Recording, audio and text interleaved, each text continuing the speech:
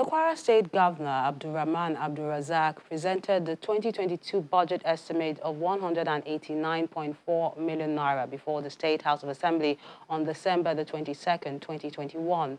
The governor announced that 55% will go for capital expenditure, while the remaining 44% is for recurrent. He adds that the budget is 12.5% higher than the revised 2021 document and focuses on completing ongoing projects and initiating new ones in the new year.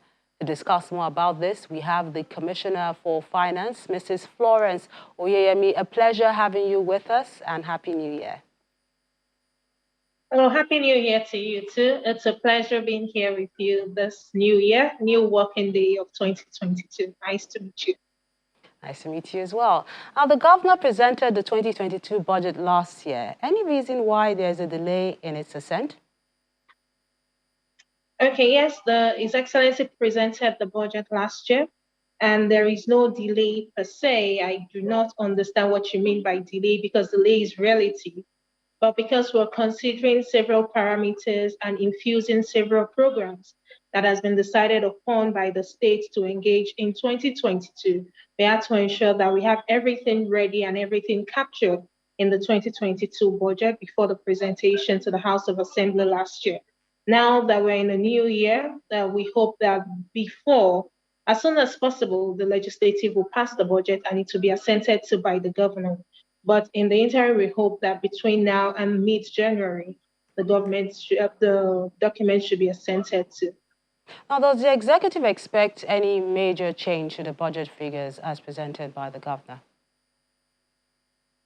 Okay, so prior to the presentation of the budget to the House of Assembly, to the Kwara State House of Assembly, we've actually engaged each other informally and also had a panel discussion on what the project will be focusing on.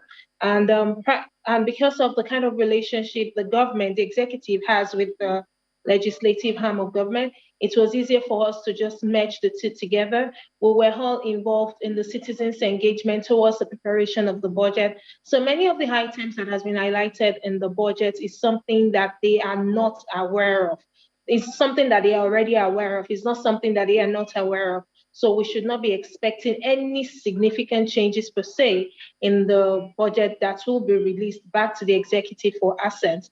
And because of we being on the same wavelength with the House of Assembly and knowing that they will also carry out their due diligence on scrutinizing the budget, which process is starting also soonest, we would expect that everything should be in line with some of the things that we've discussed with them before now and moving forward. Thank you.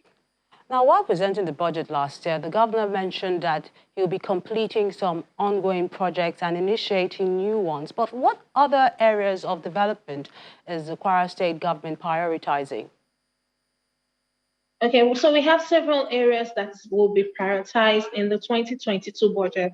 Just as the name of the budget says, the theme of this year's budget is Budget of Sustained Reformation for Inclusive Growth. So the sustainability there, it's more like focusing on the continuation of what we have on ground and to see to it that ongoing projects are completed and new infrastructural projects are also embarked on with the proposition of completing it in soonest days. So we have several ongoing projects that is on ground presently, quite numerous to be candid.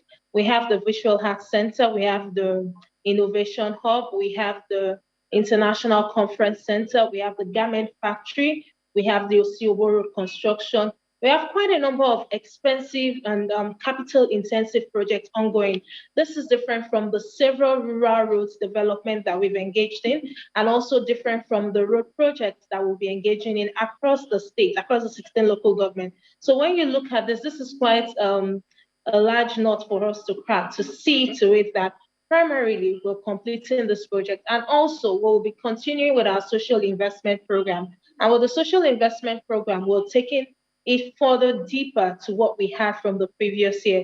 You know, our social investment program is all encompassing, having the part of the youth empowerment, the digital, the exposure of the youth to digital programs, Owo Ishowo, Owo Arudo, many of that spanning towards both spanning from the public sector to the private sector to the poor, and to the poor, and to even the business owners, SMEs in the state.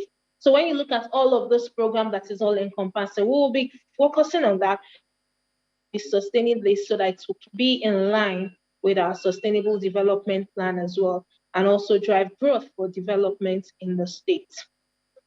But how much of this is devoted to health, especially since the world is still grappling with the pandemic?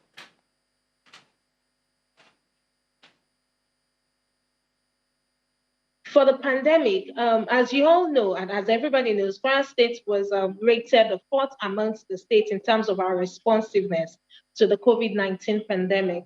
And we're not resting our horse. We're not resting on our horse at all. We're ensuring that we continue with that. We continue on that pendulum to ensure that we stay forefront while tackling the pandemic. Our present budget represents about 5% for our present budget size takes care of a 5% in tackling COVID-19 pandemic. This is strictly COVID-19 pandemic. We're not talking about the health budget, just COVID-19. It takes care of about 5% of the budget represents COVID-19 intervention, and we'll continue doing everything that is possible to ensure that we curb the spread of COVID-19 pandemic in the state.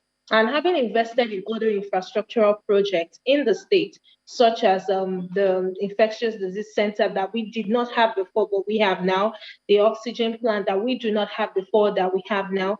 Many of these are projects that are centered on COVID-19 pandemic and continuous reformation and rebranding of our isolation centers so that it can take care of more COVID-19 patients if there is, but we are putting all our hands on deck to ensure that we do not go down from the fourth position we had nationwide amongst the state's responsiveness to COVID-19 pandemic. The Kwara State Commissioner for Finance, Mrs. Florence Oyeyemi, a pleasure sharing your thoughts with us on the program. Thank you so much for having me.